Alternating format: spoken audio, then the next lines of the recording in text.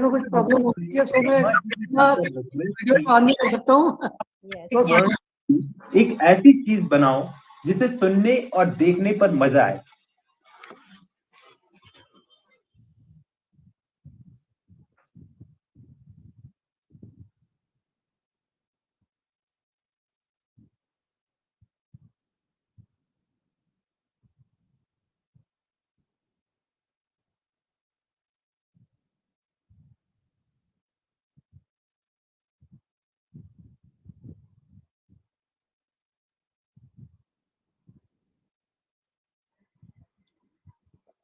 Good evening, all. Ajay sir, start करें? Yes, please, ma'am. Yes, sir. Okay, sir. Good evening to all.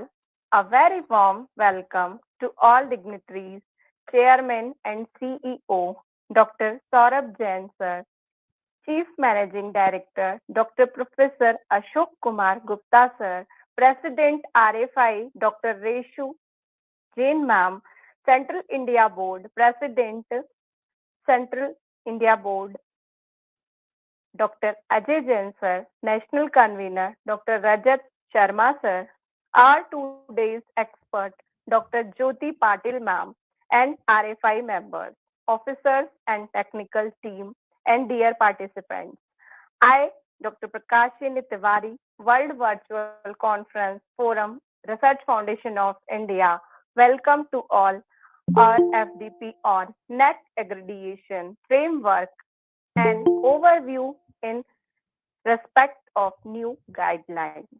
Today's sixth day RFDP. Today's topic governance, leadership, and management.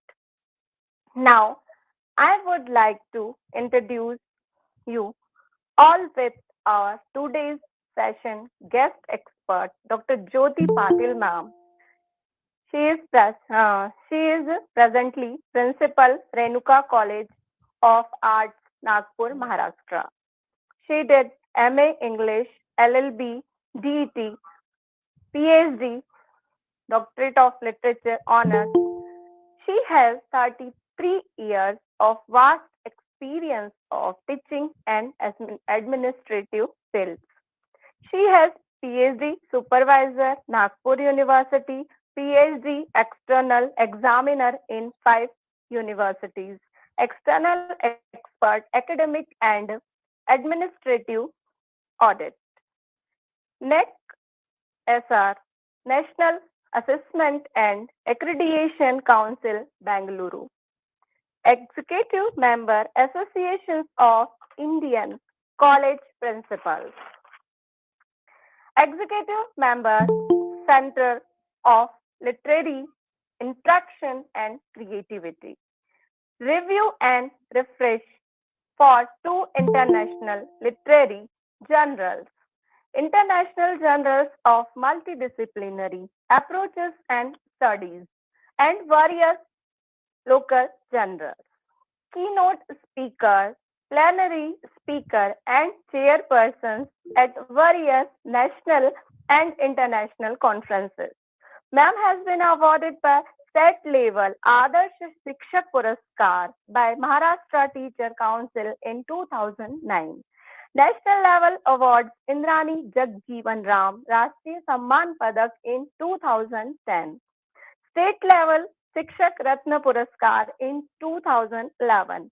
Mani Ratna Shikshak Guru Award in 2011. World Environmental Educational Award in 2012. Devi Ahilya Smriti National Award for standing contribution in a outstanding contribution in education in 2015. Ma'am has 75 research papers published in various national and international journals and edited 10 books, contribute 25 chapters in literary books also. Ma'am is a very kind person. She is a registered organ donor. She is paying educational fee of 5 girls every year, regularly donating to old age homes, organizing and participating in a blood donation, free medical checkup, heart disease, breast cancer, dental and eye checkup camps, and are organizing rally and awareness programs on social and environmental issues. Ma'am is a uh, very good and charming personality and a very hard worker, inspired in the education field and a various fields. Ma'am, I am again heartily welcome to you, the virtual platform. Over to you, ma'am. Dr. Jyoti Patil, ma'am. Yes, thank you, Prakashini Tiwari. I Yes, hope I'm ma'am. clearly audible. Yeah. Yes, ma'am. Good and great evening to all my virtual friends, those who have joined and those who are joining and those who are yet to join, and all the organizers, Research Foundation of India, Sage University, Christian Eminent College, and other collaborators. Dr. Saurabh Jain in particular, Chairman and CEO, Dr. Ashok Gupta, CMD, Dr. Ajay Jain, my very good friend now, President, Central India Board, Dr. Prashant Jain, Pro Vice Chancellor, Sage University, Dr. Rajesh Vyas, Principal Christian Eminent College, all the speakers so far, Dr. Bhavesh Patel, Dr. Usha Arora, Dr. R.C. Ramola, Dr. Murali Krishnan, and Dr. Manoj Shukla. I really congratulate them all for delivering excellent deliberations on the five criteria of NAAC framework. And wish best luck to Dr. Rupesh Shukla and Dr. Shailesh Solanki, who are going to speak on the remaining criterion and the summarization. And when the path is clear, it becomes easy to sail through. So it's quite easy for me to sail through. So without much ado, though those who have joined will really enjoy it, and those who are joining will, of course, they'll miss a little bit of it. Doesn't matter. Okay, I am going to share my presentation.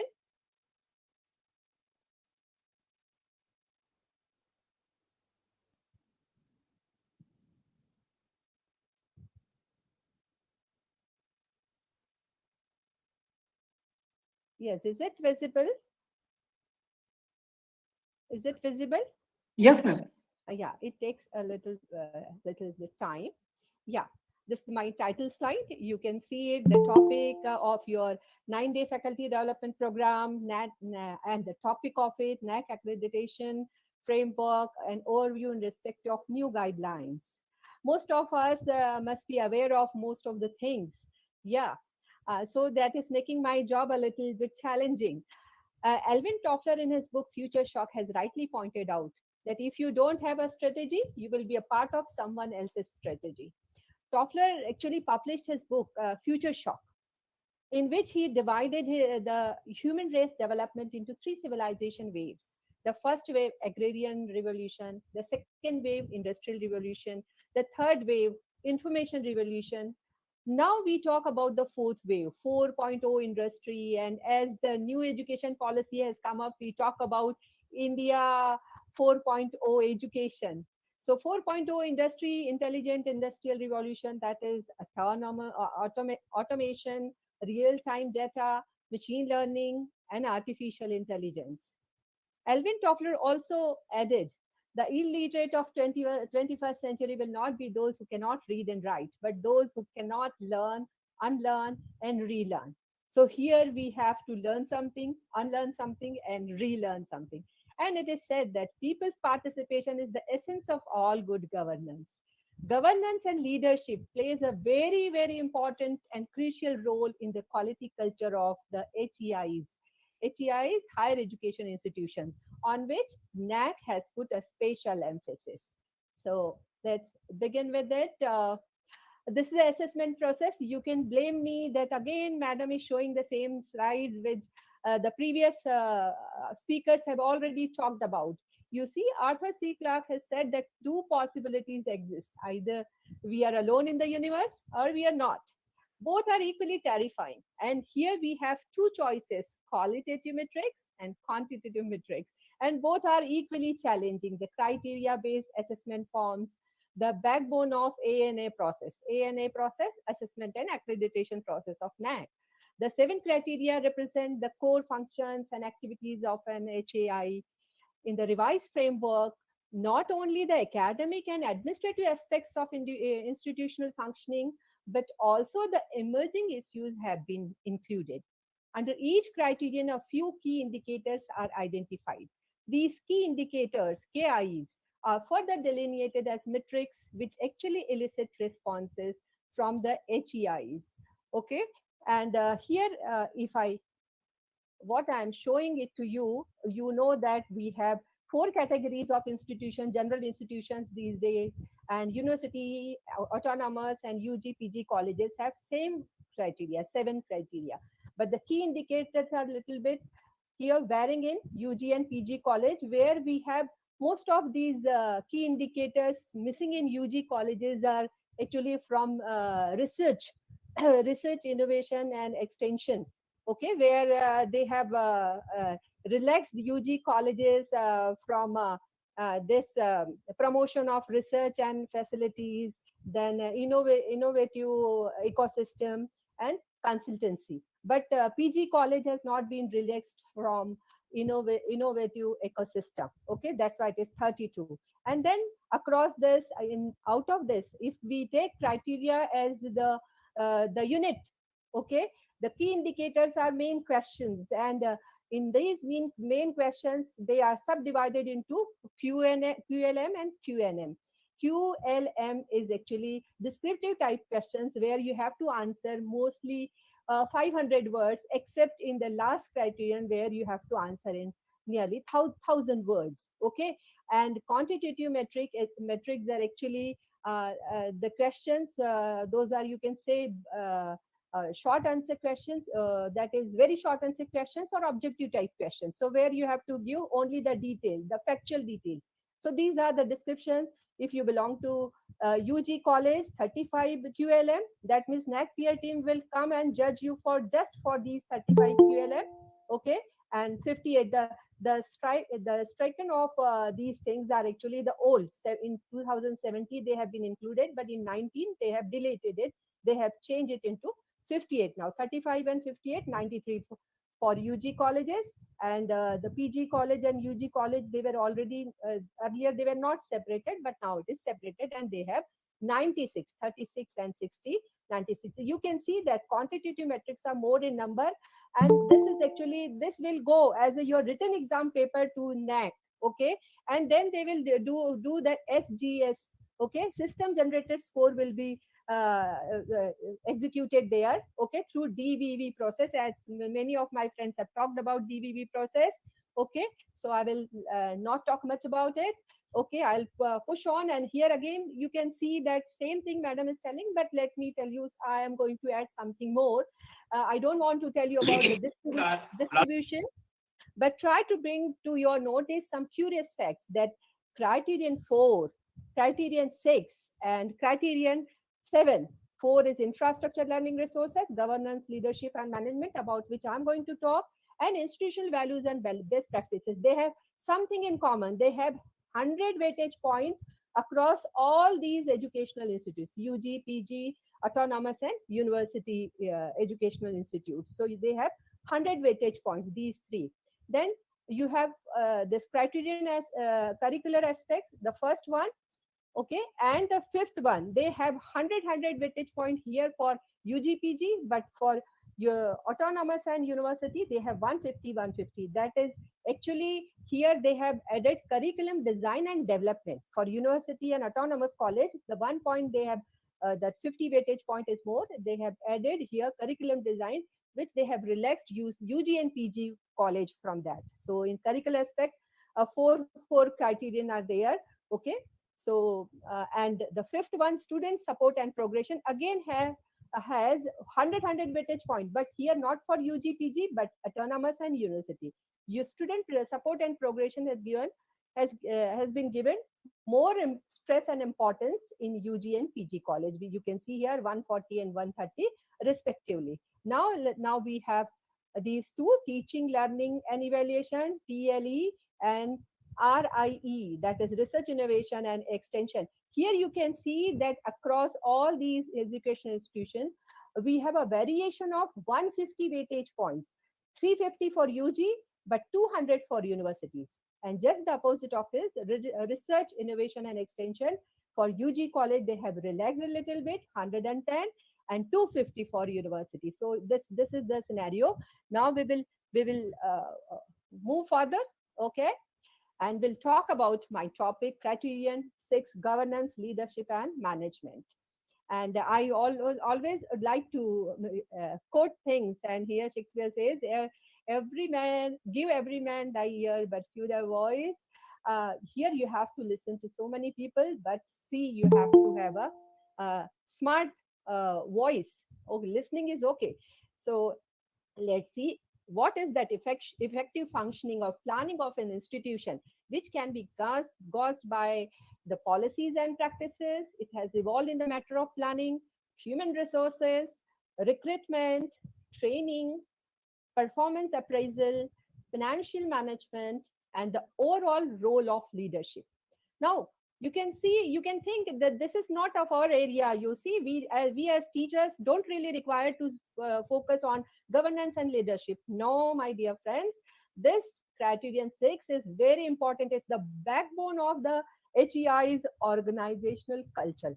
Unless and until you have the organizational culture, you cannot have the quality culture. Okay, it has a pivotal role in assessment and accreditation process. You will also notice that GLM, now I'll call it GLM, governance, leadership, and management, actually primarily or mainly related to peer team visit. Why I'm telling you this, that it is related to peer team visit? Because QLMs are there for peer team visit to actually rate. Peer team visit will not see the questions of QNM. Okay, QNM will already be examined as a written paper there at NAAC center. Okay, with the help of a third party. Okay, that will be a DVV process. But the rest QLM will be taken into consideration by peer team members when they visit your institute. Okay. So let us talk about this 6 criterion: governance, leadership, and management. They have 100 weightage point. As I told you that 4th, 6th, and 7, they have 100 weightage point across all the educational institutes. Okay. So here you have 100 weightage point. They are distributed among 5 key indicators. So what are these 5 indicators? As you can see, the first is institutional vision and leadership, which carries 10 weightage point. Whenever I used to talk to my friends, my people, they say, "Madam, leadership is for principals. Leadership is for the management. What we can do, what they'll tell, we will do it." No, it is not so. Okay. So it has 10 weightage point. I'll tell you about it in the process of my speech. Okay. The second key indicator is strategy, development, and deployment. Also carries 10 weightage point. Then the third one is faculty empowerment strategies, has a big share of 30 weightage points. Then the fourth one, financial management and resource mobilization, carries 20 weightage points. And then the fifth, the last one, internal quality assurance system. Okay. So this is system. Internal quality assurance cell is different, but it is a system. Internal quality assurance system, IQAS. And carries very important 30 weightage points. And you cannot say that you have nothing to do with it. Now it is telling that you have so many things to do with this criterion. Okay. So let me tell you what is that. As Narayan Murthy says, respect, recognition, and reward flows out of performance. And performance can only be bettered by effective leadership and a systematic strategy. Here, all these 5 key indicators have equal weightage point across the different types of HEIs, that is university, autonomous, UG, and PG colleges. You have 10 weightage points under institutional vision and leadership. And these 10 weightage points are further divided into, see in the round, 2 QLMs. Means there will be 2 questions. And these 2 questions are actually descriptive type questions. Means that you have to answer in 500 words. And who will check this? NAAC peer team will rate it, okay, and give you marks for that. And then you have this. It will be divided into 2 QLMs and 5 points each. It is very much clear. That means you are supposed to answer 2 questions under the first key indicator. And if you go down the last column, you can see QLM and QANM in different numbers, and weightage points. Weightage points means marks in exams. If you get here, it is weightage point. So in all 10 QLM, okay, and with 58 weightage point and 6 QNM with 42 weightage points. So you can say less number of QNM, more number of QLM. That means NAAC peer team has to actually judge you for 58 weightage points here. Overall, you have 16 metrics, means 16 questions to answer. Okay, weightage, you already know it is 100 here in this criteria. Okay, so let's proceed. The governance and management. So I'm hearing some very nice music from the other end. If there is something wrong, let me know. Okay. So now governance and management, when we talk about, there are some questions in our mind. So where are we now? Okay. As an institute, if we go for NAAC, we should know where are we now. So how we come to know? The SWOT analysis will help you to answer these questions, that your strength, your weaknesses, your opportunities and challenges. You know, this is in your this is summary. Okay, executive summary you have to give your strength, weaknesses, opportunities and challenges. But what should be your strength? Yes, your strong points. What should be your weaknesses? Not very bad ones, those who can improve upon. You please try to point out the weaknesses which are really there, but you can improve upon it. And opportunities and challenges, both you have the same thing here, that opportunities can be those where you can improve upon, and challenges are those where you cannot have your control, that is out of your control. So perhaps you may do it, so perhaps you cannot do it. Okay, so where are we going with now? The next is where are we going? Okay, that is mission and vision and goals. Please let me know, the electricity is gone here. So whether I am audible or visible there. Hello, hello. Yes, ma'am. Yes, ma'am. Yes, because yes, electricity is gone here. Okay, luckily I have switched over to geo connectivity, thank god. So the where are we going now? Let's see. Now we are where, but we have to go somewhere. There should be some path. So which direction we are going? So it will be reflected to your vision, mission and goals and objectives. That's very important. Whenever NAAC visits you, they would like to see what are your vision, missions and objectives, your goals and objectives. Okay, so keep it in mind. It should be quite to the point. It should not be taken from other institutions. So always think, keep your vision and mission very much clear, which you can achieve and which you can implement. Now the next question says, how are we going to get there? Okay, so how we are going to get there? Okay, that is through leadership, participative management, decentralization. So these are my focal areas where I'm going to talk at length. Okay, how shall we know whether we are going towards the right direction? रास्ता तो मिल गया, हम कहाँ खड़े हैं, हमको कहाँ जाना है, we also know, and we have to decide where we have to go and how we are going to go. Effective leadership will definitely tell you. Okay, but whether you are going towards right direction or not, that will be now assessed by organizational culture, of course the basic of the quality culture involving all the stakeholders and feedback system. And it is very important, these two things, stakeholders. Actually stakeholders is actually not the term from academic fraternity. It is a term of commercial use generally, but now it has been used because we are answerable to all the stakeholders. And you know who are the stakeholders. I have not talked about internal stakeholder and external stakeholders. Internal students, teachers, and the management, they are internal stakeholders. That external stakeholders are okay, the parents, the industry, okay, outside people. Okay, so they are there. And the feedback system is very important. NAAC used to very much focus on the feedback system. You know, whatever you do, if you are attending a conference, there should be a feedback system. If you are doing something, teaching the student, there should be a feedback system. Parents feedback, teachers feedback, management's feedback, many feedback. And it's not only taking the feedback, you have to prepare the report, you have to examine the whole responses. Okay, and then you have to do it with in action. Okay, action taken report should also be submitted as far as feedback is concerned. Yes, Narayan Murthy also says you become a star not because you are or because of your title.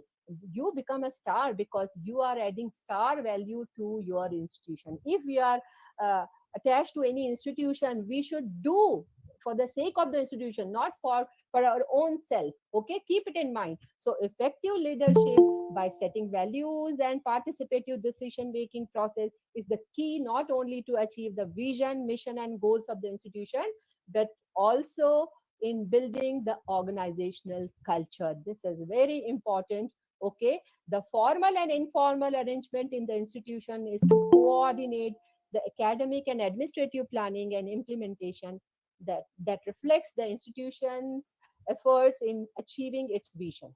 So remember, your vision, mission, and objectives should be displayed prominently. Where? On your official website, in your prospectus or information brochure, and prominently displayed at the entrance of our institution. This is very important. If at all you have NCC or NSS or any major branch, you can have your own vision and mission displayed in your respective departments. Keep it in mind. This is very important and it fetches you good marks when the NAAC peer team visits you. Okay. Now, John Carver says governance is not about the budget lines, personal issues, and equipment approvals. It is all about values, vision, strategic leadership. Now, why these three words are being so much of importance? Because whatever you do, there should be a kind of a setup. It is not a chaotic one. You should have a board of trustees and president and the college council and different bodies or committees who can actually run the college. It's not the principal, it's not the management who runs the college actually. Basically they own the college, management own the college, but principal used to be there to take decisions. It's not that all the time he takes decision single handedly, because in many colleges if we visit they say principal used to decide things, we used to put this report before the principal. That's the wrong thing. Keep it in mind. Never do that, and never say that, and never mention that the reports or something is presented to the principal and principal has taken the decision. No, she he or she is not an autocratic head to decide on his own. There should be committees, okay, or kind of the head, the kind of a you can have a system. So the system is there, and that system is very important, that we have to take care. And here the first key indicator of this criterion, GLM, governance, leadership, and management, they have two metrics, okay, and both the metrics you can see in the first metric, they have pinpointed your vision or mission of the institution, but how the governance of the institution is reflective of and in tune. You have vision and mission, you have written down, but whatever you are doing is something different.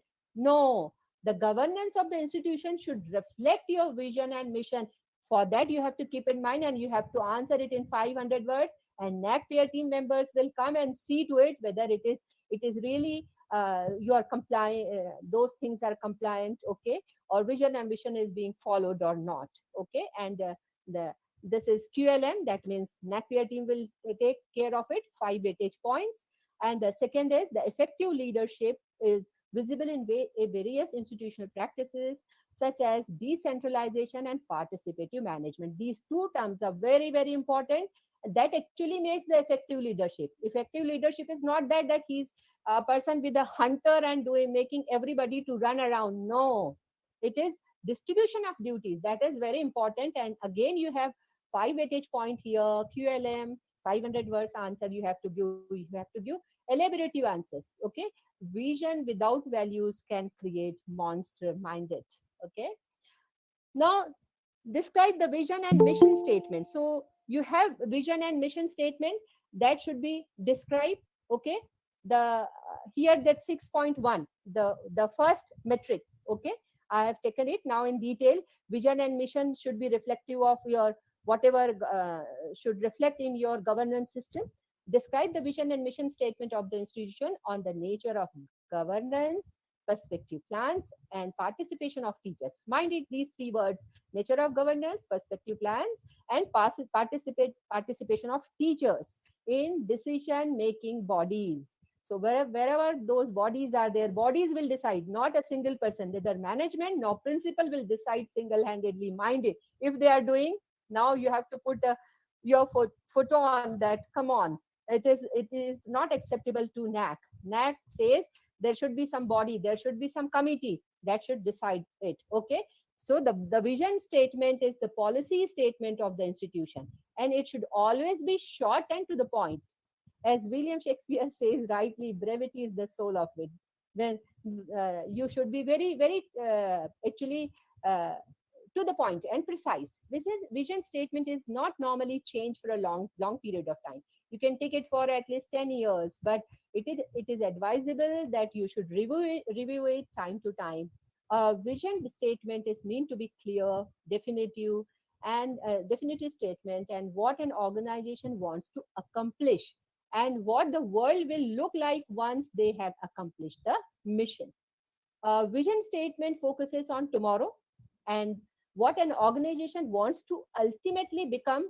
Okay, that is there. A mission statement focuses on today and what an organization does to achieve it.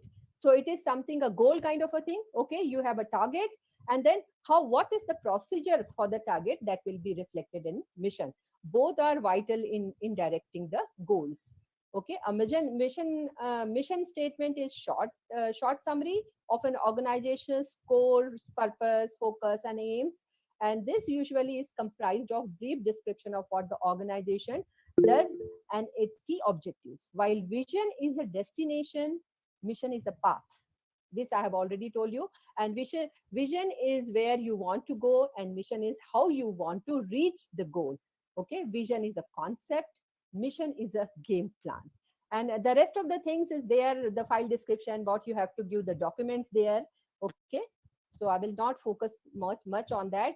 You have 5 marks. This I have already told you. Now the 3 things which I really focused here, as Arthur C. Clarke, British science fiction writer, says in Space Odyssey, the only way to discover the limits of possible is to go beyond them into the impossible.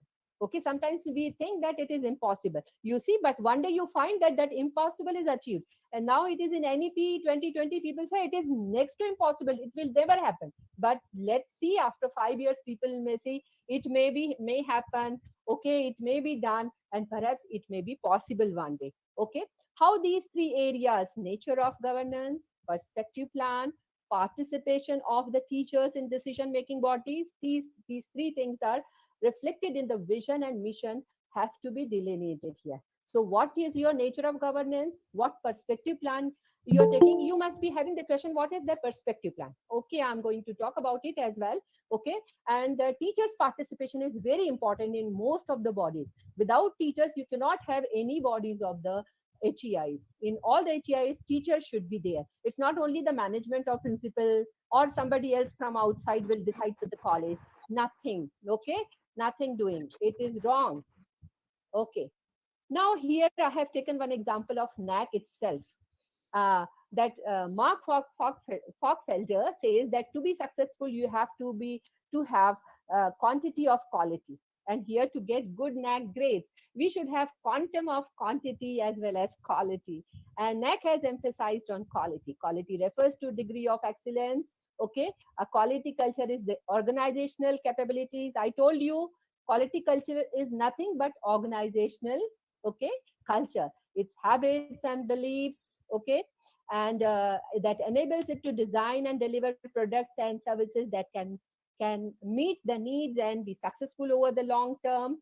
Okay, and that's why NAAC's vision says to make quality the defining element of higher education in India through a combination of self and external quality evaluation, promotion, and sustenance initiative. They have stressed on these 3 points: evaluation, promotion, and sustenance initiatives. And it's quite clear, crisp, curt, and they mean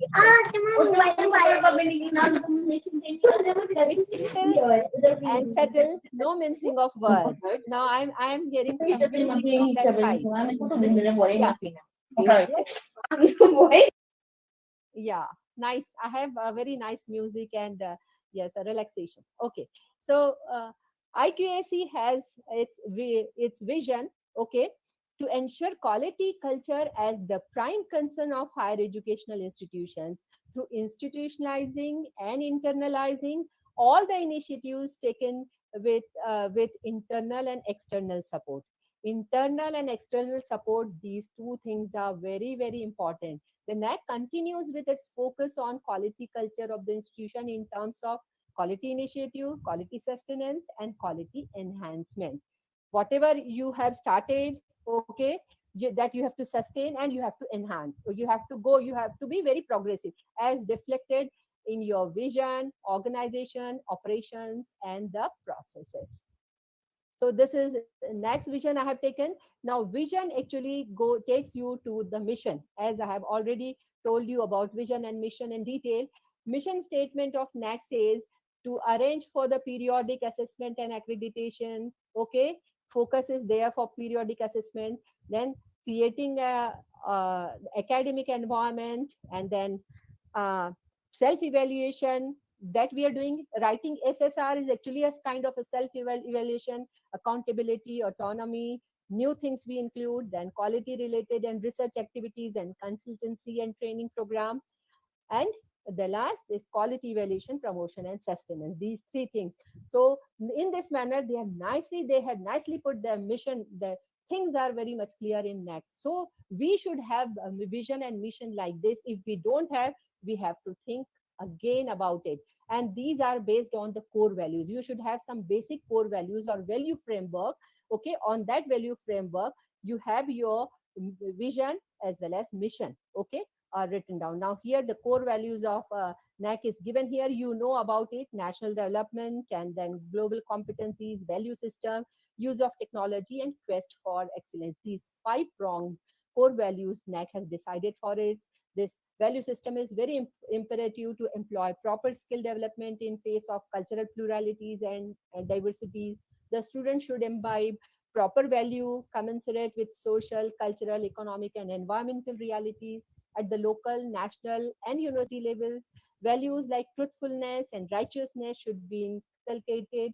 Okay, values such as cooperation and mutual understanding for teamwork and good leadership are also required. So you can have any of these value systems. You can have your own value system for that. Let us take the first case study, which I have taken here, about vision and mission statement. Okay, so this institute actually has their earlier vision statement and mission statement in the year 2015. I have focused here the important areas: innovation, quality teaching, research, holding high moral values. So more values, innovation, quality teaching. And they said here that we want to be academic leader and forward thinking institution.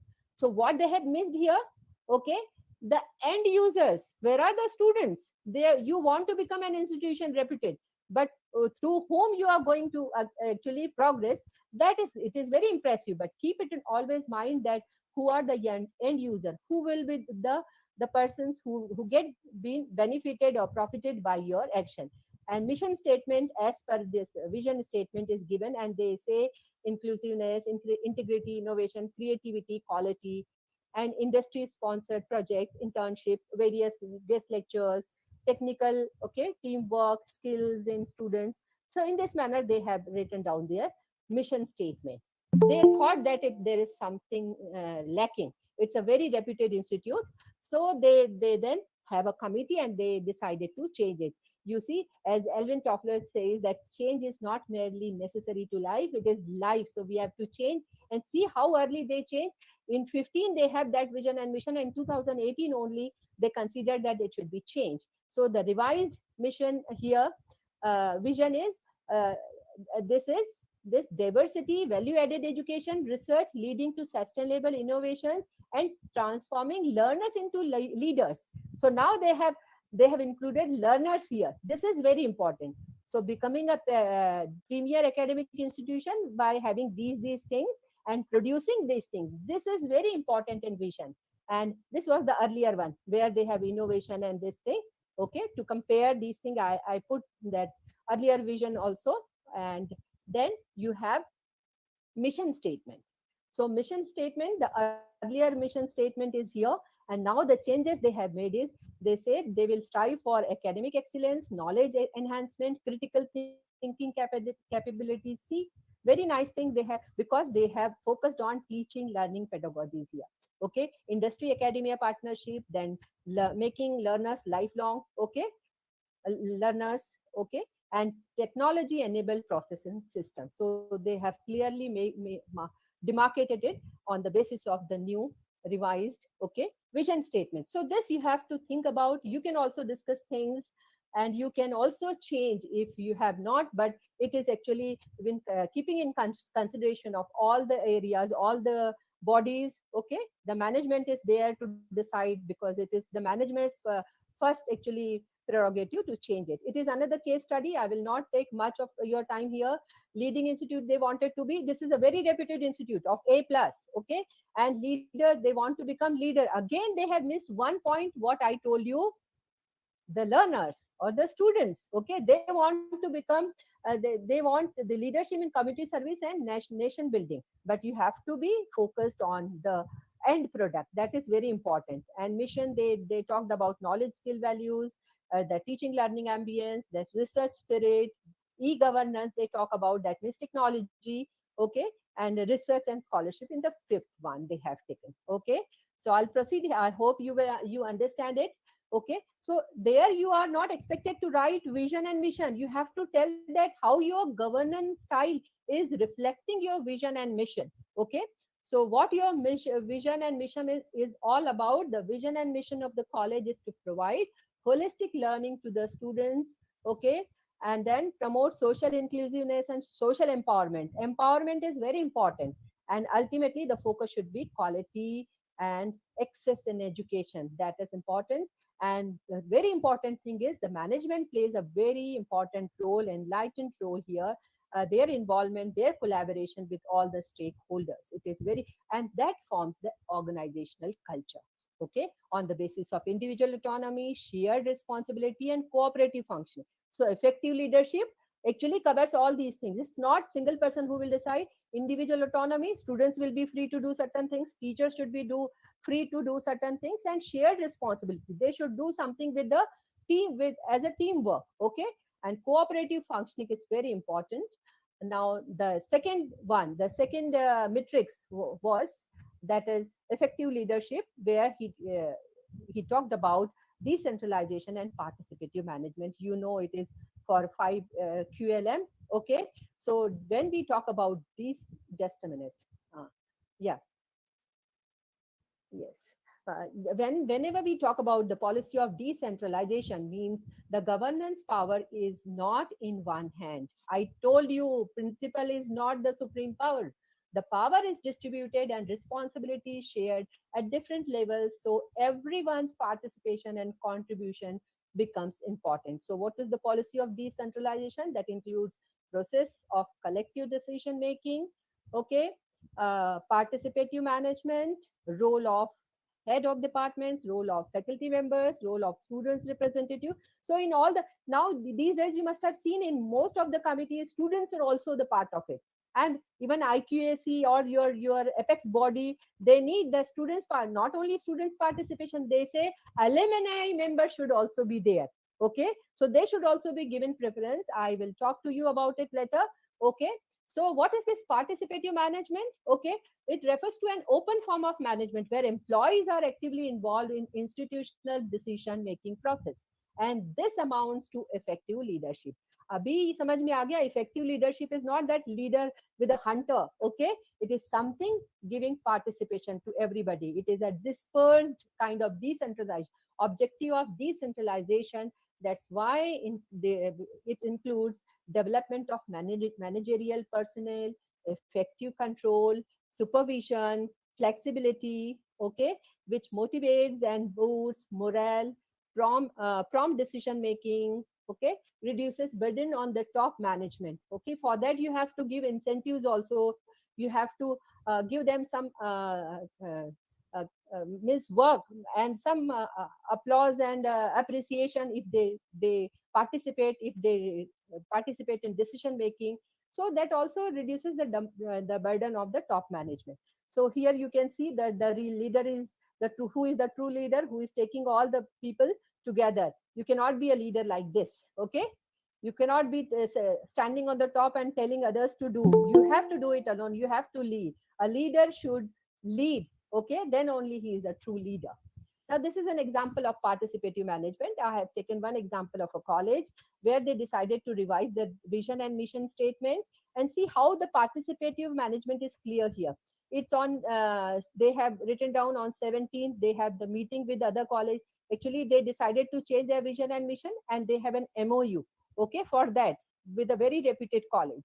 So one meeting on these days, then parents meeting another day, then collection of alumni feedback another day, okay, to revise vision and mission, then again student feedback, then finalization of that vision and mission statement considering the feedback from all the stakeholders, then management review, what your management says, okay, and finalize. This is called example of participative management. This kind of thing you have to keep it in mind. Now let us proceed. After the first key indicator, institutional vision and leadership, in which we saw two QLMs, okay, vision and mission as reflected in governance and effective leadership. What we saw, vision and mission as reflected in governance and effective leadership for 5 weightage point, okay, 5 weightage point each, and NAAC peer team will see to it. Now the next key indicator is strategy development and deployment, which carries 10 weightage points for all the types of higher education institution. But here you have 2 QLM and 1 QNM. The marks weightage points are very limited here. They have distributed this 10 weightage points across these 3 metrics. So these 3 questions will be asked: 2, okay, descriptive type, and 1 objective question. Okay, so here are these 3 metrics or 3 questions on these metrics are here. Okay, the first one is institutional strategy or perspective plan. I told you I'm going to talk about perspective plan. Don't get it confused with your vision document or something. The different kind of plans. I will talk about the strategic plan or perspective plan. Okay, you have 2 QLM, okay, 2 weightage point for QLM. Now I'm not going to tell you what is QLM. You know. Next is the functioning of the institutional bodies is effective and efficient as visible from policies and administrative setup. Whatever bodies you have made, it is not important. It should be reflected in your policies and administrative setup. Appointment, service rules, procedure, everything will come here. And the third and very important point is e-governance. Okay, e-governance has a special status. Okay, it has, but it is not. It is judged by SGS. Okay, system generated score. Okay, and in these 4 areas you have to show that how e-governance is working. You know, that means online processes of admission, finance, student admission, and examination. So most of the work is done by the management or the body, apex body, but the decision should be taken by these small bodies or smaller bodies and recommendation. And now NAAC has already come up with a very strong body of your own, that is IQAC. I will be talking about it.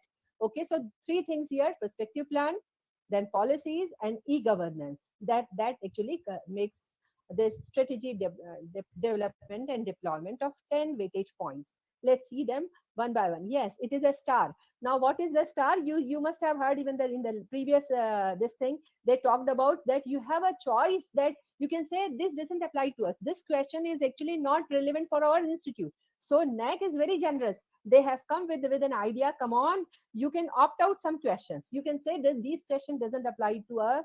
So please remove this question and assess us for the remaining questions. So they have made a pattern. You cannot opt out questions from 1, 2, and 7 criteria. Okay. First criteria, curricular aspects. Second, teaching, learning, evaluation. You cannot say nothing, means this question doesn't apply to us. This is out of course question. You cannot say. Even the 7th one. So 3 they have removed. Now out of this 4, third, fourth, fifth, and 6th. Okay. Here also they say no qualitative metrics will be removed. You cannot say that qualitative metric is not applicable to us. Okay, you cannot opt it out. You can opt out only QNM. Okay, system generated questions, quality, quantitative metrics. So here you have an option, but I will talk to you later on about it. Okay, so here this question is optional. You can leave that question, that it doesn't apply to us. Now let's talk about the perspective plan. Okay, that Elvin Toffler has rightly said is, you have got to think about big things while you are doing small things, so that all the small things go in the right direction. You see, you never do something big. You do small things, and then you reach to the big things. Then you achieve the big target. Okay, and it is very important. So this two very of course less amount of weightage point is given here. Two weightage point is given here. So you have to tell how it is effectively deployed. You have to have two things. You have to have your perspective plan, okay, and how you are implementing it, how you have deployed it. So you have to give one example, one activity here. Describe one activity successfully implemented based on strategic plan. So whatever your strategic plan, on the basis of your strategic plan, what activities you have done. Now here I have one star that shows that, or you have to show it, or this document should be shown on your website.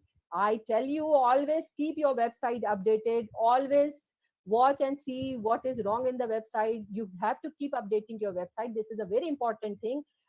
The moment you go for NAAC accreditation process, immediately they will refer to your website quite often, because that is your face. Website is your face there. Okay, and I can suggest here some examples.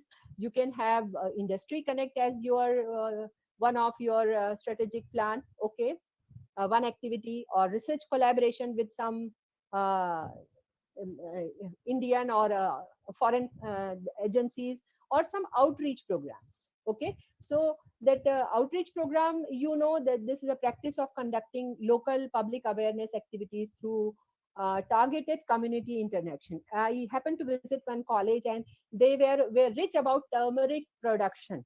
So the college has taken up the turmeric hybrid experimentation, and in collaboration with those farmers, they are doing that kind of a program. So local connect is very important, as the Indian government also focuses on.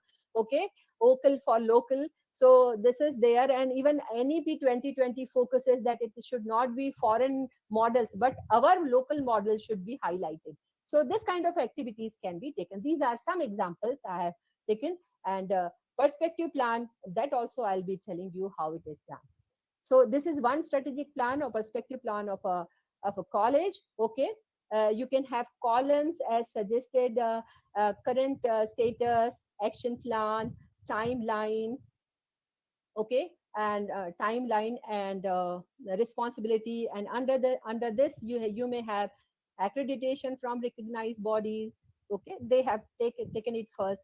Contribution of faculty members in designing of syllabi. Okay, funding from various government, non-governmental education institutions, and accomplish academic autonomy, something like this. Okay, so this you go on adding. It is up to you. You cannot imitate or take everything from the other institution. You have to have your own. You think about it, discuss in your committee. That's why that IQAC has been actually suggested that you should talk about it in your committees and discuss about it. And then you have physical fitness of students and involvement in sports and NSS activities. Then syllabus delivery in line with industry academic alliance, then upgradation of faculty qualification and professional capabilities, and universal human values, all these things. And they have, you see, the current status, action plan, timeline, who is responsible for that, what kind of action is to be taken, and what is the current status. Okay, all these things they have. In this way you can make it. And mind it, strategic plan can be yearly, and if you have the 5-year plan, then it become a kind of a vision document. If you have a 25 years of a plan, then it becomes a big vision document for the university, okay, to achieve something, a bigger goal. Okay, but we will talk now here about the colleges, particularly UG and PG colleges. And you know, innovation has no limits. You don't say that we don't have this and that and that. With the limited resources, if we wish, we can achieve and we can do blunders. cribbing about and complaining that we don't have the access to computer or internet. It is not that way. You have to think doing something new with whatever you have in your hand. And now NAAC, this also you can have on your website. Okay, so what is organogram? Let's see. And you can have some additional information. Web page, okay, it is written here. Web page, they want link on the web page. That means it is compulsory that you have to have your organogram of the institution on the web page. So again, this is important. That's why I highlighted it. Okay, these are some examples of organogram of your institution. You can have this kind of a governing body, how you what is your apex body, how the decisions are being okay done, and how office bearers, you can have these two models here, but you can have your own models as per your own this thing. You can have your own model. Okay, so with a tree diagram, flow chart, you can express them. Or now e-governance, that is the third one. Okay, implementation of e-governance in all the areas. Now here there is a star also. That means I have already told you, miss, you can opt out this. You can say it doesn't apply, but I don't think that anybody will say it doesn't apply. These days we have to have e-governance in all these 4 areas. Okay, so you cannot say, and this is my suggestion, that don't opt out this, because it carries only 4 weightage point. And let me tell you, in out of all these 4 criteria you can opt out only 10 weightage points from one criterion. Okay, so if you opt out this, then you have to opt out some other which has 6 weightage point.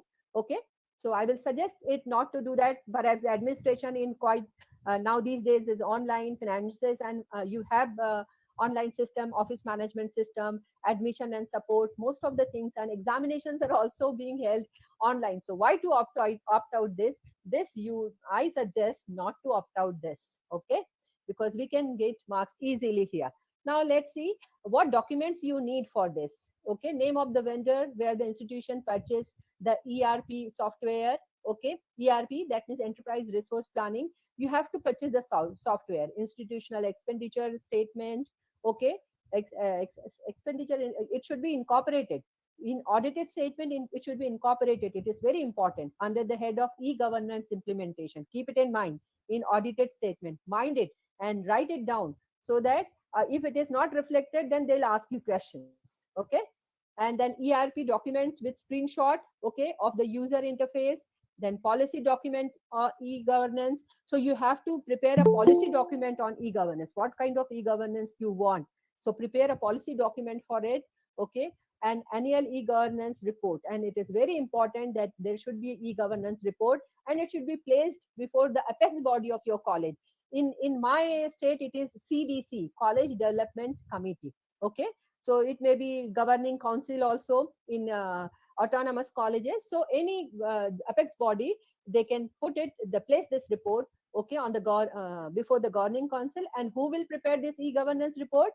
It should go through all these things, should go through IQAC. IQAC is very instrumental. You cannot skip IQAC. Everything should go through IQAC only. Okay, yeah. Now in e-governance, what data you have to give, I have already talked about it. Okay, the areas, that name of the vendor, okay, year of implementation, and ERP document screenshot, all these things, it's been given. And for this administration, everything, that NAAC has given you a data template. Okay, in this data template you have to fill that, and you have to send it. And the NAAC will tell you that you cannot tamper with any data template they have provided. Okay, that is, you have to keep it in mind. There will be instructions and you will come to know. Now after considering strategic development and deployment for 10 weightage point, where we had 2 QLMs and 1 QNF, covering perspective plan, functioning of institution bodies, and e-governance. Now it's a turn of, that is for 10 weightage point. Now it's turn of faculty empowerment strategies. That includes the process of planning human resources, including recruitment, performance appraisal. Now you cannot say this doesn't apply to you. A performance appraisal, we used to do it. And planning professional development programs, and seeking appropriate feedback, analysis of responses, and ensure that they form the basis for planning. And whatever planning you are doing, on the basis of those feedback reports. So action plan should also be there, action taken report. Effort should be made to upgrade the professional competence of the staff. Okay, there should be mechanism evolved for regular performance appraisal of the staff. Okay, and mine it is related to criterion 2. Okay, TLE, teaching, learning, and evaluation. Okay, where the fourth key indicator tells you teacher profile and quality, isn't it? So there also it comes. You have so many things, and you see it is a very big chunk of weightage point is here across all the education institutes. And now here you have 5 metrics, 5 questions, 2 descriptive type questions, and 3 that is very short answer questions. You understand now. Descriptive type means NAAC will see it, and objective type means it will go for SGS. Okay. Now here we have 5 metrics in faculty empowerment strategies. We have 5 metrics. Okay. One is about effective welfare measures, and here I have written down auto. Here university also is there. 5 for UG, PG, but 4 for autonomous and this university. 4 weightage point. Here a little bit changes are there. Okay, as far as distribution of weightage points are concerned. Okay, and then financial support to attend conference and workshop. This is a very good point. Okay, so if the teachers are being financed, if they are attending conference or workshop, so again you have 10 weightage point, very good weightage point, which can be availed by the university, and NAAC peer team will see to it. 10 for this thing. Okay, and 8 for university and autonomous colleges. Then you have 6.3.3 professional development training program organized by the institutes. Any training for the professional staff, non-teaching, teaching staff, any training if you give, you will get 5 here. Okay, that is QNM, and but here 8 for autonomous and university. And the fourth matrix says here that faculty development program, FDP, during the last 5 years. So how many teachers have gone for this, the FDP? Now the present FDP we are attending, we can avail marks, we can show it to the NAAC that we have conducted this, and we will get here marks for that is 5 weightage point only, but 10 for autonomous and university. Here 10 weightage point, big weightage point here for autonomous colleges. And if Christian Eminent College is autonomous college, they are definitely going to get it. Okay, and the Sage University will get 10 weightage point here. And institutional performance and appraisal. Now this is not for university or autonomous colleges. This is exclusively for UG, PG colleges, 5 QLM. And you see first and last, the fifth one, they are only NAAC peer team will come and judge it. Okay, but the rest of these are QNMs, which will be sent to the NAAC for SGS and through DBB process. Okay, and this 6.3, now you know what is that star. You can opt it out. Okay, but I think if the institution is organizing some training program for professional training or administrative training, it's very easy to conduct some training. So why even this also I will suggest that you better don't opt it out, but if you wish, you can opt it out. Okay, so it is up to you as per your academic or institutional requirements. Now let's see the first one. Okay.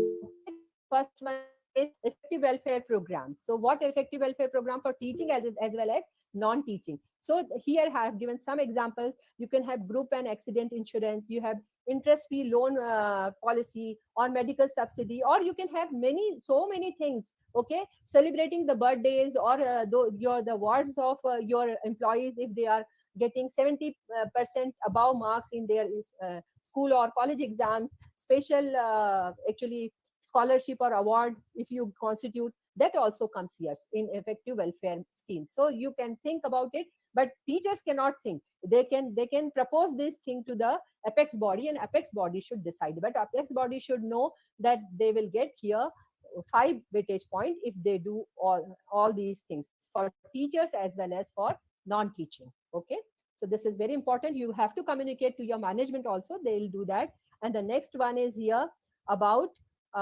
conferences and workshops that you are doing, financial support. Okay, so one should have a kind of a seed money or some money kept aside that should be there reflected in the budget, that should be reflected in this your audited statement, that this much of amount, actually they want it in percentage. You have to have some percentage for this money amount that can be kept aside for the teachers, a professional development, that is called financial support for conferences, workshops, or training. Okay, so last 5 years, whatever you do, it will fetch you 10 marks, okay, SDS, and 8 marks for autonomous or university. And here you have to give the details, which I will not talk, teacher's name, conference detail, and the certificates. You have to give the proofs, and there is a kind of a formula every year how many teachers went for this. So this is, yeah. Again, I'm having some music from there. Okay, so the documents you need: policy document for financial support of teachers, for faculty development program. Okay, list of teachers, audited statement. It is very important that it should be reflected in both the things, your budget as well as what you say is expenditure statement or audited statement. Okay, and cash vouchers will not be accepted as documentary proofs. Mind it. Generally, we do that. Yes, this is my cash voucher, and you will submit it. This will not help. It should be reflected in your budget that this much of portion is kept aside, and in the audited statement, how much you have actually spent on it. That is there. Just to show it for the showing sake will not help you. Okay. Otherwise, you will be blacklisted. If you give the wrong information, immediately NAAC is blacklisting these days the institution, those who are giving wrong information. You cannot give them. Okay, you cannot cheat them. Now, professional development training program. Okay, this the star is there. That means you can opt it out. But I told you, which is organized by the institution. You have 5. This is the third one. Okay, data required. You know what you have to give the data. They will from which date to what date. Then documents. They'll ask you the documents. What documents you can give. And for this professional development program, the documents require again title of the professional development, title of the administrative training for non-teaching, circular invitation, brochure, whatever documents they have as an evidence, okay, and number of participants in each activity. This is also very important, okay. So whatever you organize, how many people actually got benefited, that should also be given. And FDP, Faculty Development Program, here you have 5 quantitative. This I have already talked in detail. What you have to give here, okay, orientation program, refresher, short term, everything will be covered here. Okay, so whatever you have attended, your teachers have attended. It is not conducted by the college. Even outside, if the teachers go and attend, here you can get mark in FDP, okay, Faculty Development Program. Yeah. So here is one example. One college has given descriptive description here, that training program, workshop, then sabbatical leave also they have considered as for capacity building, then 2 years extension in service, and retired teachers are actually put in charge of PG, 2 vice principals appointed, the college credit cooperative society and education society. So in this manner, this faculty empowerment description you can give. Okay, so this is one example. It's not that you have to follow this. Okay, and this faculty development again will have these documents, title, e-copy of the certificates. Okay, should be 1 week program, or it should not be less than 1 week. Keep it in mind.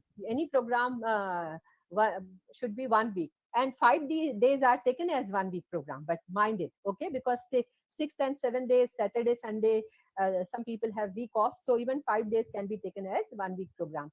And annual report where the programs are mentioned, attended by the teachers. Keep it in mind that AQAR report is not the sufficient report. The college should always actually has its own annual reports.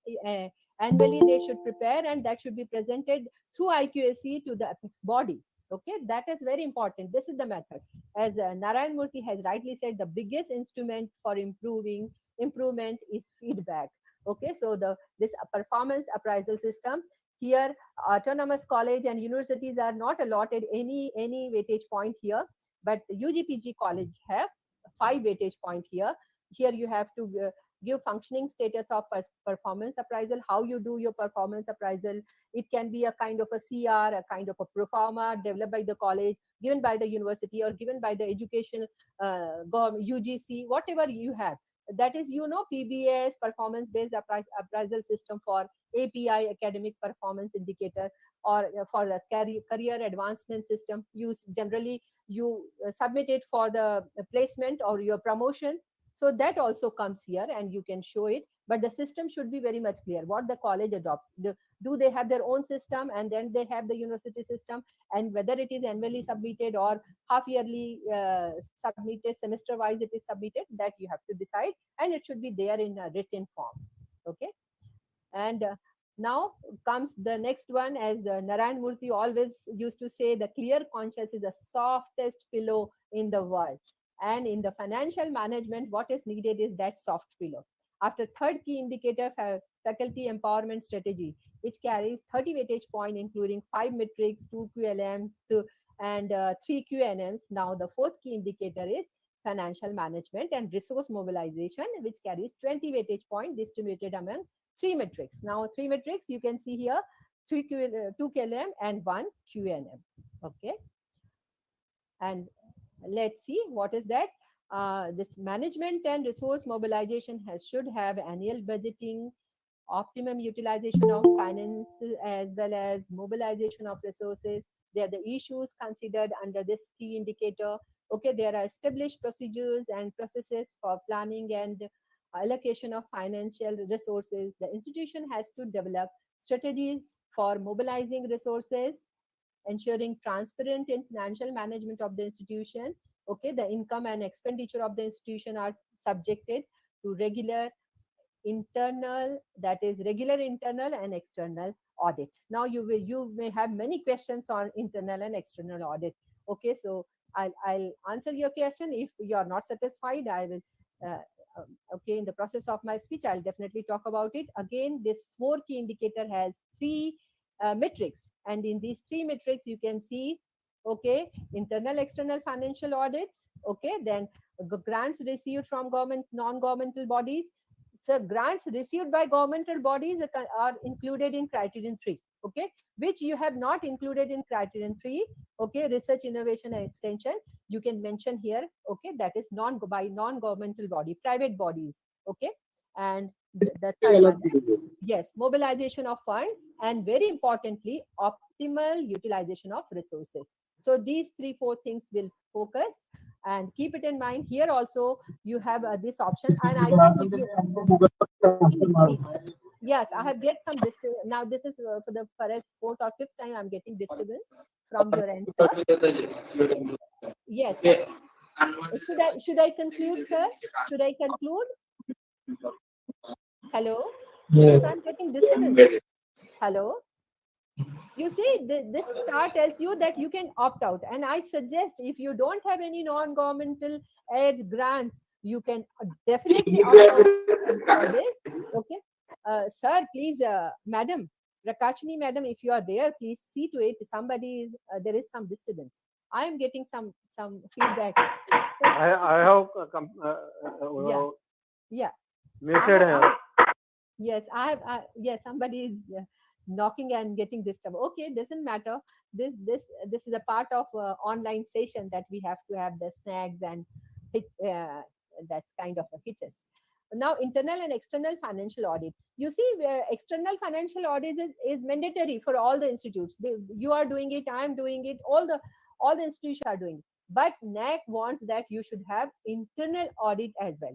I will talk about that internal audit. Okay, that is you need some documents for it. Internal auditor, okay, internal auditor is appointed by the management, okay, for verification, cross-checking, finding out errors, if any, or commissions or omissions of various financial transactions. Okay, external audit, actually, external audit is conducted by statutory auditor, then certified by chartered account. This we used to do that. Almost all the educational institutions, whether it is private, government, or any kind of institution, they do external audit. That is very important. External audit is actually mandatory, but you can opt for internal audit if you need more marks, more weightage point to earn. Okay, you should develop a system of internal audit. It's not only that you can appoint some teachers and do internal audit. There also you have to have some outside expert, okay, or if in your college somebody is expert, it's okay. Otherwise, you have to have an expert in that committee also for internal audit. And now government grants for this is optional. I told you you can opt out, and I suggest that if you don't have any this funds from non-government body, you better opt it out, because 8 weightage points are there and 10 weightage for autonomous and university. So that you can save this much of point if you don't have any non-governmental grants or funds or any from philanthropists. Okay. Yeah. Next is this is the third metric. Okay, mobilization of funds. Two things are there: optimal utilization of resources. You have 6, okay, weightage point QLM, and even 6 for university. So equal weightage points across the educational institutes. These two things should be there. What is resource mobilization policy and procedure that is of the institution for optimal utilization of resources? These two things have to be actually have to be focused here. What is mobilization of resources? You have funds, but you are not utilizing it. So there should be a kind of budget allocation of everything. And NAAC insists that at least 20% of it should be given to educational aids, okay, AV aids, okay, and you have 30% of minimum for research development. 50% of it you should use for your construction, that is infrastructure development or renovation, or at least 10 to 20% should be for books and other things, and for the maintenance, 10% for the maintenance. So you have to decide how you can do that, and it should be reflected in your budget, and it should be then again reflected very clearly, the expenditure, the statement that is audited statement. This is very important. You just cannot say that this we do, but how it is reflected. So this is optimal utilization. You can have this kind of optimal utilization. You see, the building can be used. You can have shift in your building. You can provide your building for examination. They are optimal utilization of your resources. Okay, you can highlight it if you give your building for some external examination, UPSC examination. You can point it out that this building is given for these examination for these things, or other utilization. You cannot have a marriage party in your building, and you cannot say that it has been utilized optimally. Okay, so that you have to keep it in mind.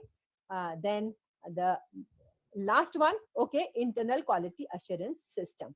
Here Murthy helps us and says that valuable advice can sometimes come from an unexpected sources, and chance events can be sometimes open new doors. Okay, so sometimes we don't know who is going to give us very good advice, and here NAAC says that you should have a internal quality assurance system. It is not only that NAAC will take care of your quality culture, but there should be an internal system, and they have given very, very, very good, handsome weightage point across all the educational institutions here.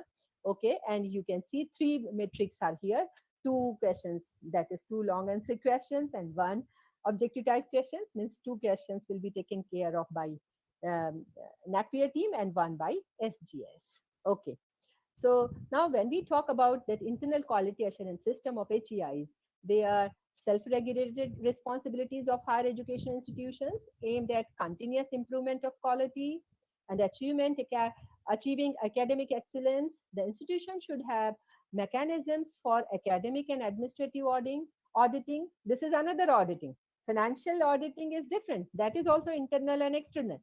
It has to adopt quality management strategies in all academic and administrative aspects. You see, but let me tell you, in PGA and UG colleges, they have given less stress to this AAA, academic administrative auditing. But for autonomous and university, they are very particular about academic and administrative audits. Okay, then, and the institution should have an IQAC that should be functional.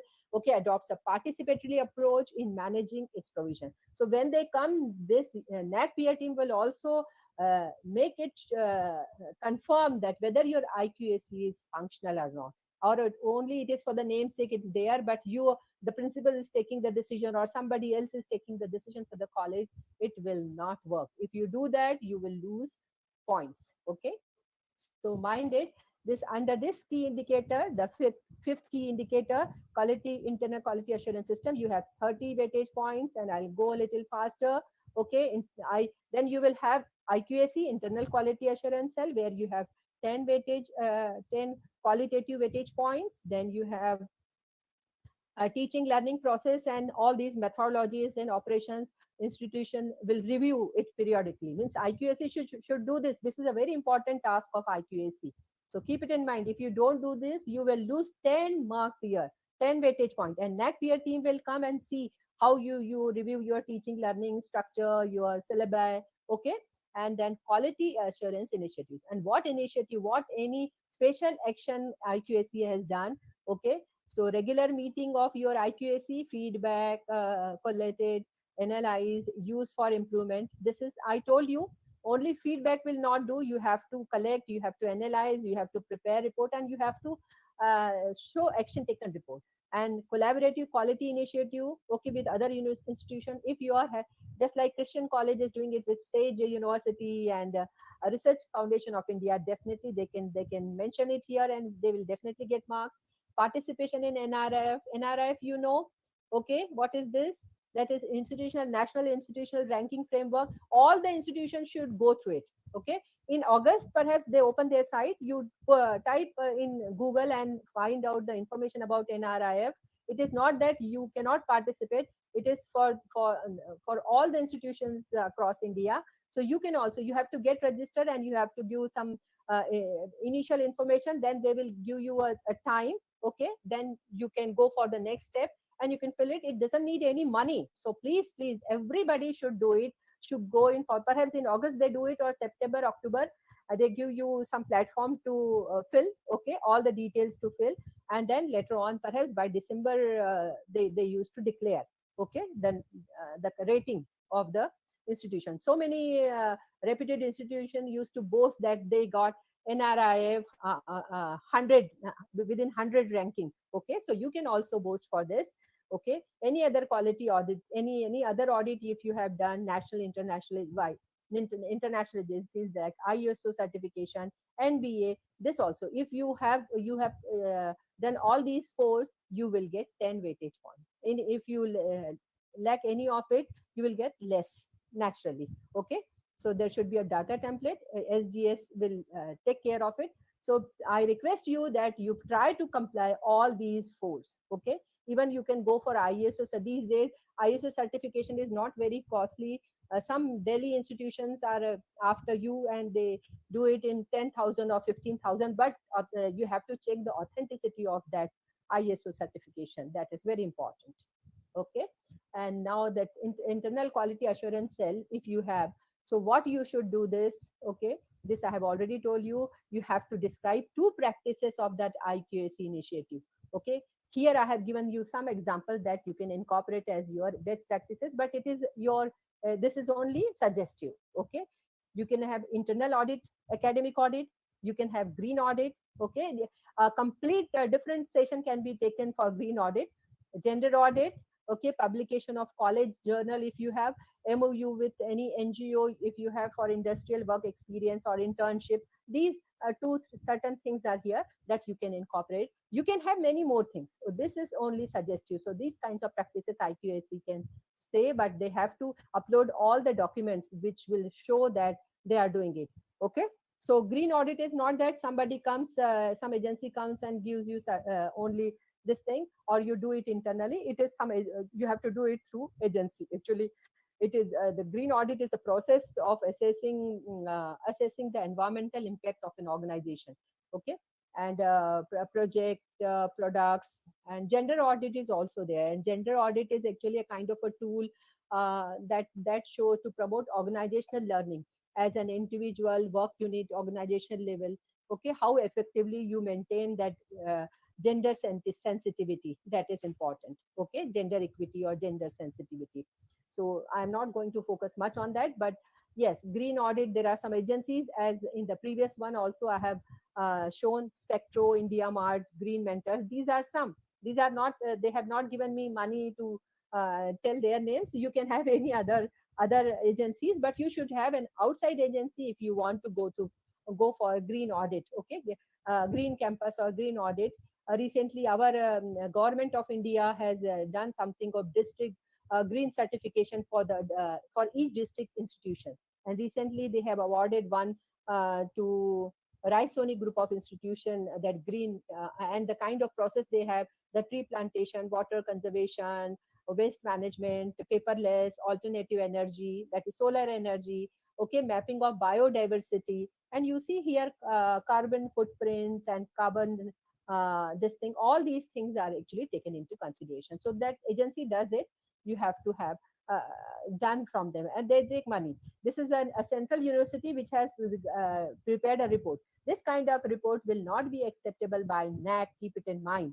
You cannot have your own report, okay? There should be some agency which will give you certification and which will check everything, the kind of emission, carbon emission you do and everything, this all these management, okay? So this will not do, though it is a central university, whatever they have done, it is not accepted by NAAC, keep it in mind. Okay, then institutional review of teaching learning reform, it is a very very important thing of IQAC, the IQAS system.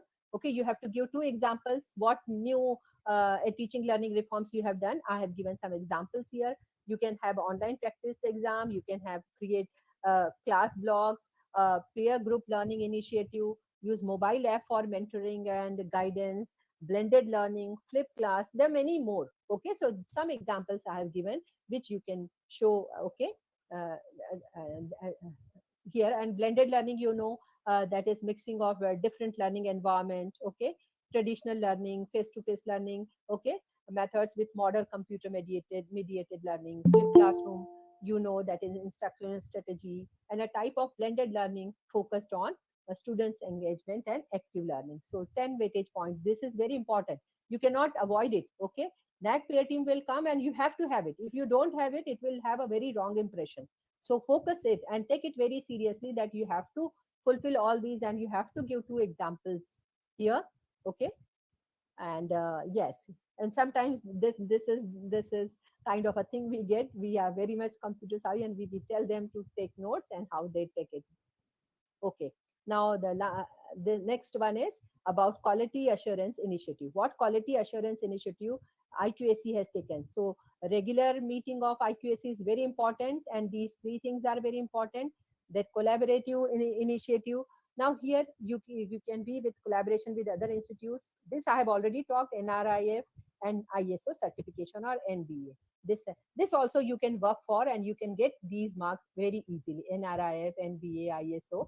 Okay, so please have your meeting of your colleges and tell them that these things are very important, and we can do that if they permit and if they listen to you.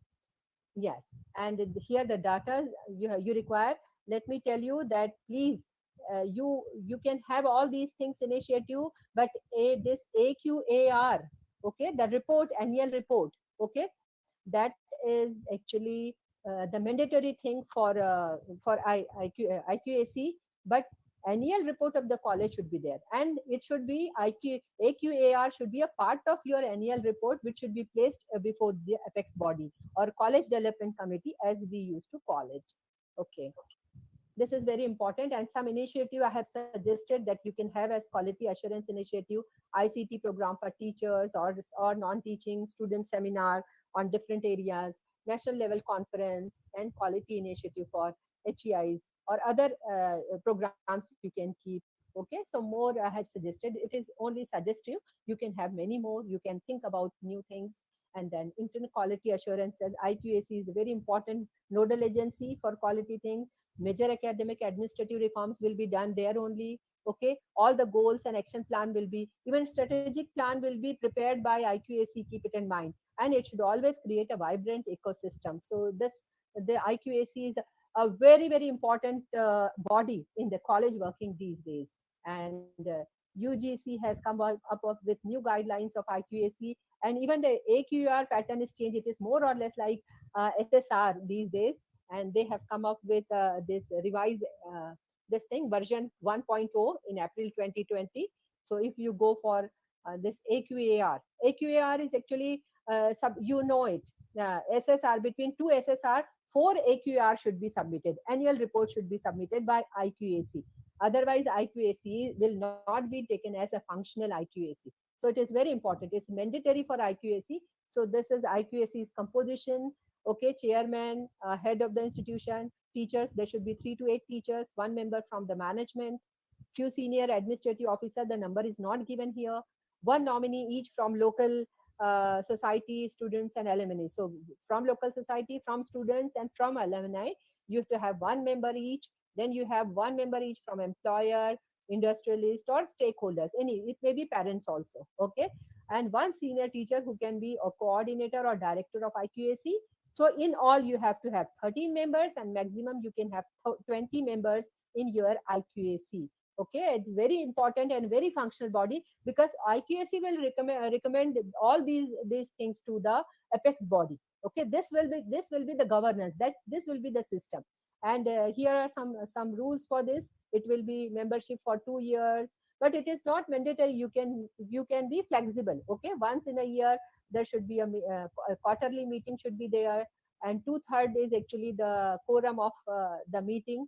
Okay, agenda, it is very important. You should have an agenda, minutes of the meeting, and action taken. Three things should be there, and it should be shown. It should be maintained electronically in a retrievable format, so it should be there in your website.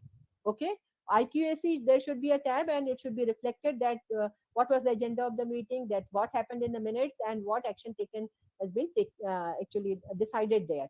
And now you can change the coordinator in 2 to 3 years, but it's very difficult if you prepare a coordinator and he knows everything about the college wants to continue. It is up to you. Okay, these are all suggestive things, but if you do it and you follow them, this is okay. IQAC coordinator actually is a kind of a person, Harfan Maula, I should say. He is there to take care of everything. You can see the whole circle. He is the fulcrum of it. Okay, coordinator should be very much instrumental. How? It is like this. Okay, he should have many hands. Okay, he has a major role in implementing all IQAC function to ensure the effective functioning of all the institutions. Okay, and he should be committed. He should have sound knowledge of computer. Okay, should have effective communication. So these are basic things he should have, and he should not do anything sarkari. Okay, like this person. Okay, he should be a very committed person. And function of IQAC, this IQAC body, if you form, this is a compulsory one. Without IQAC, you cannot go in for even first cycle of SSR. You have to have an IQAC. Okay, so it will develop quality benchmark, learner centric, create learner centric atmosphere, feedback responses. It will take from student, parents, and other stakeholders information. Okay, about quality parameters, intra and inter institutional workshop, seminar it will conduct. Okay, it will have documentation, okay, of all the programs, institutional best practices. You see, NAAC wants some best practices, so they will also be a nodal agency for all these best practices. They will maintain database, institutional database through MIS. Okay, this is again this online system. Okay, and development of quality culture and preparation of annual quality assurance report is a mandatory thing that they have to do it. And they can also have a research sharing and networking with other institutions in India or abroad. These are the suggestive information. And there are some questions about AQR. Why, when, what is with AQR, how it is different from SSR. Okay, so now they have given it by the end of December every year, AQR to be submitted. But mind it, it is not actually, it happened when there were some problems, and there was a change in the system. Okay, when they were changing, and even pandemic has added to it. But when your academic session ends, you take it. If your academic session ends in June, you have to prepare your report from July, and they have given you time that by December you can send it. But the data should be till June or till July or till May, how your academic calendar goes. Okay, it is an institutional database, overall picture of the institutional growth. Okay, analysis in respect of all quality improvements. And this is MIR it's very important, minimum institutional requirement. What is that? That IQAC should timely submit AQAR, and AQAR is actually a part of annual report of the institution. So there should be an annual report of the institution, and apart from that, an AQAR should also be submitted and placed before the committee, Apex committee, and Apex committee should pass it. Then only you can send your AQAR to the to NAAC. AQR should be approved by the statutory. This is written statutory body. Okay, maybe CDC or governing council. An institution may be advised to make a tab of NAAC in their institutional website for keeping all these things. This kind of a tab you can have, and there you can give is a name NAAC or IQAC. There you can have all the records. Okay, AQR certification documents which you want to send it to NAAC. All the documents can also be collected here under this head, under this tab. So in your website, you always used to have this tab also as NAAC or AQAR, AQIC as you think, feel fit for it. Okay, and sir, I have done with my presentation, but I have a small little video clip. If you permit, I will show, and if you don't permit, I'll skip it. Since I have overstepped my time, if you permit, there is a small video clip. Please let me know, sir, or Madam Prakashni, if you are there. If everything is gone, uh, uh, taken by the lullaby, should I? If you permit me, I will play it. Otherwise, I will skip it. Hello, the people are there. Yes, madam. Yes, madam. Please play. Yes. Thank you. First, please be a lifelong student. When we are kids, we ask questions like, why is the sky blue? Why is the bird flying so high? But for some reason, as we get older, that curiosity goes away. And if we are happy with the knowledge we have, then we are actually going to atrophy. So please remain a lifelong student. Don't lose that curiosity. Second, whatever you do, throw yourself into it. Throw your head, heart, and hands into it. I look at my job not as a job. I look at it as a calling, as a passion. And I don't care about the hours. I don't care about the heart. So whatever you do, please look upon it as a calling and a passion, not as a job, not as something temporary. The third and the most important one, please help others rise. Greatness comes not from a position, but from helping build the future. All of us in positions of power have an obligation to pull others up. The fourth skill I'd say is consistency. It's important that leaders are consistent. You can change your mind, but change your mind against a consistent framework. Because if you're not consistent, people are always second guessing what you're doing. So be consistent. And the last skill is your compass. Integrity is critical in this job. Yeah. You can be competent, you can be courageous, have confidence, be a great communicator, be consistent. But if you don't have integrity, that compass doesn't point true north. She was listed on Times Magazine's 100 most influential people in the world in 2007 and 8. Indra Nui, CEO of PepsiCo. And what the message she has given, you have to fight to reach your dream. You have to sacrifice and work hard for it. Keep it in mind, 5 things she says. First, be a lifelong student. Don't lose curiosity to learn. Second, whatever you do, throw your head, heart, and hand into it and treat your work as calling or passion, not as a burden.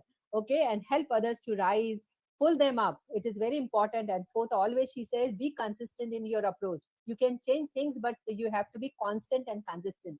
And last, she says, compass, that is integrity, that morality, that honesty. If you have the honesty, your compass should always point to north. So with that, I come to this thing. The success of IQAC depends upon the sense of belongingness and participation from each segment of the cell and creation of quality circles. Develop a passion for learning. If you do, you will never cease to grow. Okay.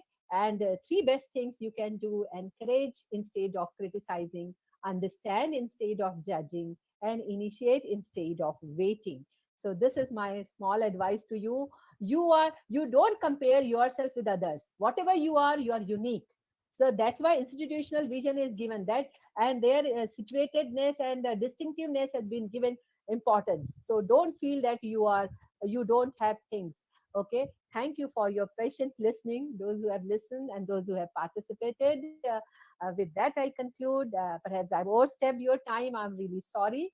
Okay, so I stop my, you can take down my email or something. If you have any questions, you can ask me. Should I stop sharing, madam? If you permit, I'll stop sharing. Yeah. Should I stop sharing? Yes, ma'am. Please. Yeah. Okay. So I hope you must have taken my email or my phone number. You can contact me. Okay. So I stop sharing. Yes. I don't know how far I have. Let me tell you one thing that I'm not keeping well. I'm running high fever, or it's been 15 days. I am not well. But since I have promised Sir Ajay sir, so I'm here. Uh, yeah. I hope I have satisfied you. If you have any questions, yes. Thank you so much, ma'am. Any question regarding the session? Anyone ask any question? I have a question, sir. Am I audible? Yes, you are Yes, audible. ma'am. Please continue. Please. Okay. And your picture is First visible of all, over there. thank you so much, ma'am, for the wonderful session. Not just the session, but even your PowerPoint presentation was very, very impressive. And I've actually taken notes, like you mentioned in one of the slides, by taking screenshots.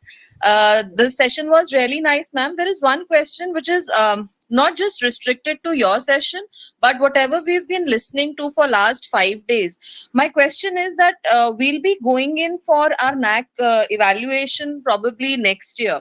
And after listening to all the sessions, I personally feel we are so unprepared because there are so many things that need to be done and have not been done yet.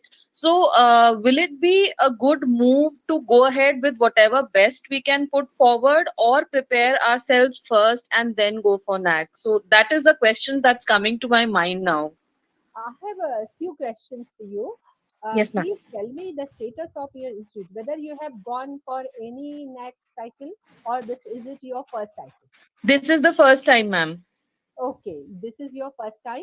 And And ours is university, ma'am. We've been coming. We came into existence 8 years back, but we have had a very limited strength of students, so not much innovative practices have been followed yet.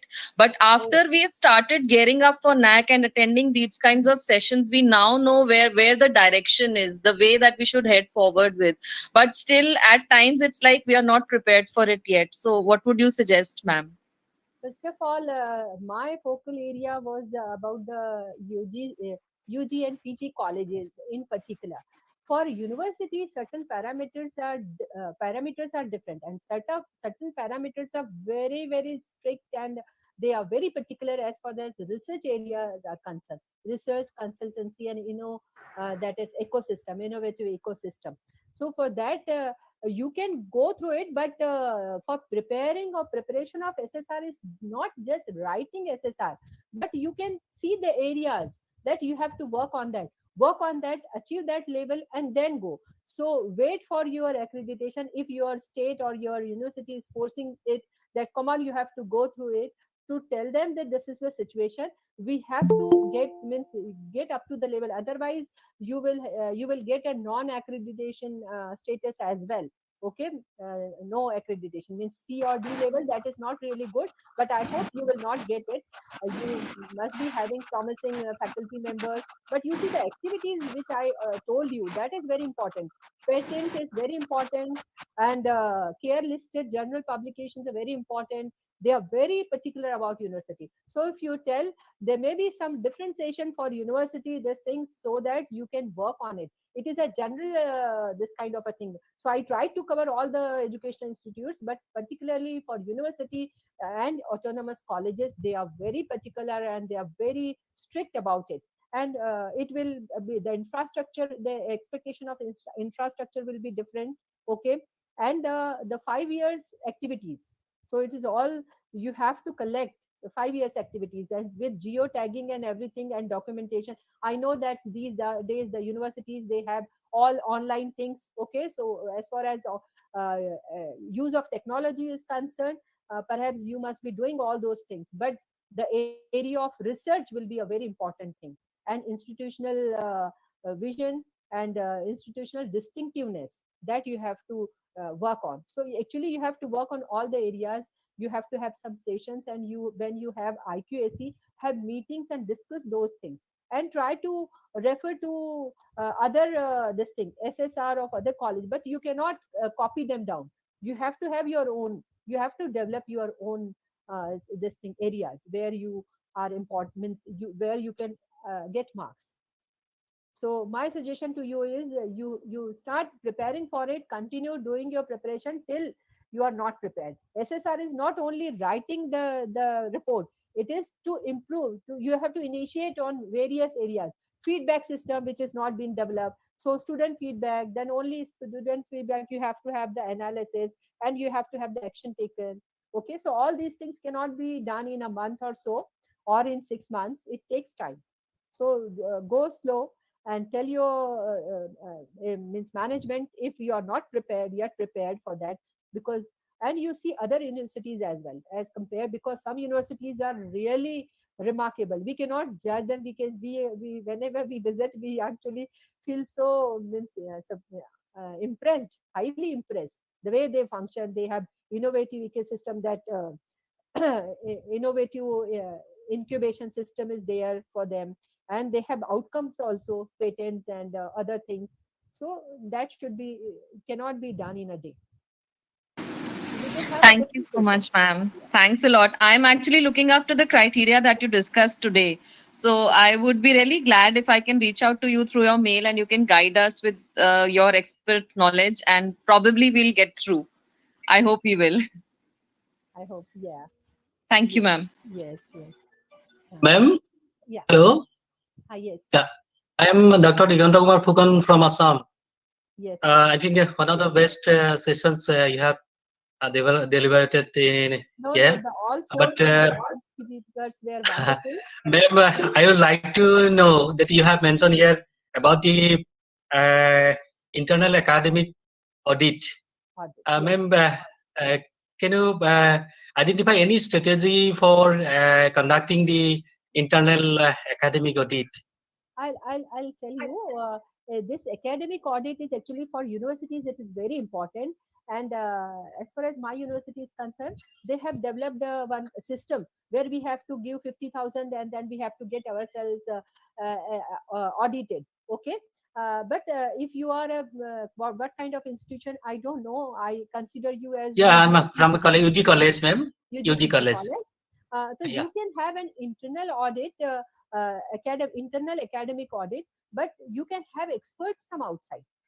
Okay. Yeah. And you can have a kind of a pro forma, and that pro forma they will give you remark and what they have seen and what they have recommended. Recommendation should also be there. So there should be a format created. There are some agencies, those who are doing it, but they are getting taking money for it. But if you can call some experts, those who are IQAC coordinators or NAAC assessor, or some people, those who know this academic audit, or some people from your university. Okay, those who are in state level IQAC, so they can come, they can visit, but there should be a kind of a format.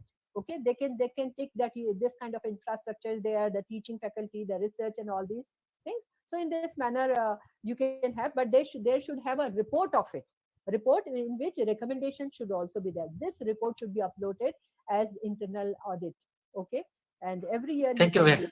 Yeah. One thing is that. Yeah, Hello. Hello, Fagare sir. Namaskar. Namaste. He will definitely suggest you something. Yeah, one of my teacher has written a book on AAA. Yeah. Just last month it is released, and it is available for the reference purpose. Okay. If somebody wants, I can send it. Or I can suggest you put it on the message box, that chat box. Yeah. I will put it in our group.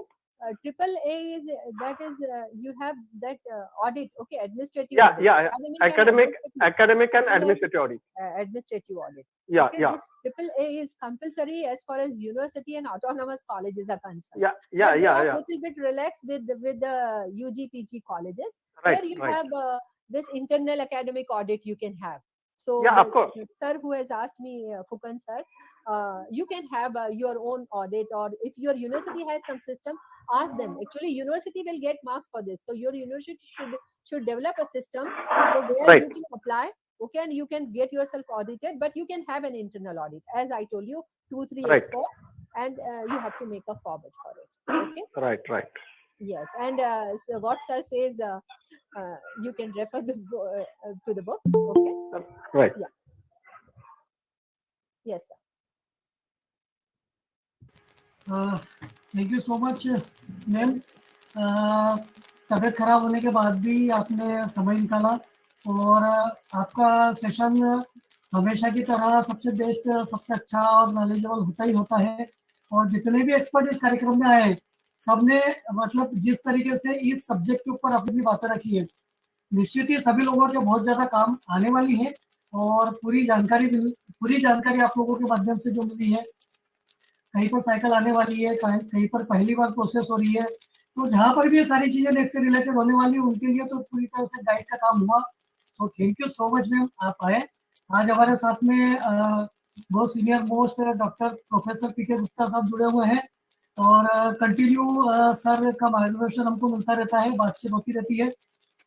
Doctor Rajesh Vyas sir हमारे साथ हैं, doctor प्रतीक Jain sir says university से, doctor Gurunath Pagare sir Kolhapur से, research foundation of India के और भी कई सारे मेंबर, डॉक्टर तरनजीत सूद मैडम इंदौर से जुड़ी हुई है हमारे साथ, केरल से डॉक्टर एंथोनी भी हमारे साथ जुड़े, मतलब पूरा भारत अभी यहाँ पे जुड़ा हुआ है।